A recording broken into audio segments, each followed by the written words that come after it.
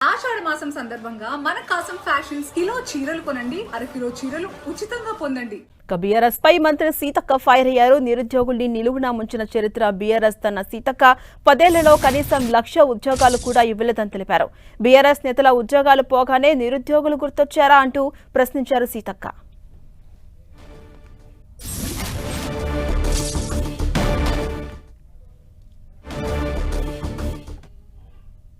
నిలువున ముంచిన చరిత్ర బీఆర్ఎస్ పార్టీది, బీఆర్ఎస్ ప్రభుత్వంది. 10 సంవత్సరాలు అధికారంలో ఉండి పట్టుమని ఓ 5 లక్షలు 10 లక్షలు కూడా ఇచ్చినటువంటి దాఖలాలు లేవు.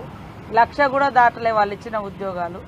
ఇవాళ బీఆర్ఎస్ నాయకులకు పదవులు పోయి వాళ్ళు రాజకీయ నిరుద్యోగులుగా మారారు కాబట్టి ఇప్పుడు వాళ్లకు నిరుద్యోగులు గుర్తుకొస్తున్నారు. ఇదే బీఆర్ఎస్ ఇవాళ బీఆర్ఎస్ నాయకులేంట నిరుద్యోగులమని తిరిగేటువంటి యువతకు మేము తెలియజేస్తా ఉన్నాం. మీతో తిరిగినటువంటి వాళ్ళు ఉద్యమాలలో పనిచేసి 10 ఏళ్ళు ఉద్యమమే ఉద్యోగం కోసం అనే విధంగా పనిచేస్తే వాళ్ళు 10 ఏళ్లలో ఎంతమందికి ఉద్యోగాలు ఇచ్చారు. ఇవాళ నిరుద్యోగుల కోసం ఏదో అంటే డ్రామాలు ఆడుతూ ఇవాళ మళ్ళీ నాటకాలను ముందుకు తీసుకొచ్చారు.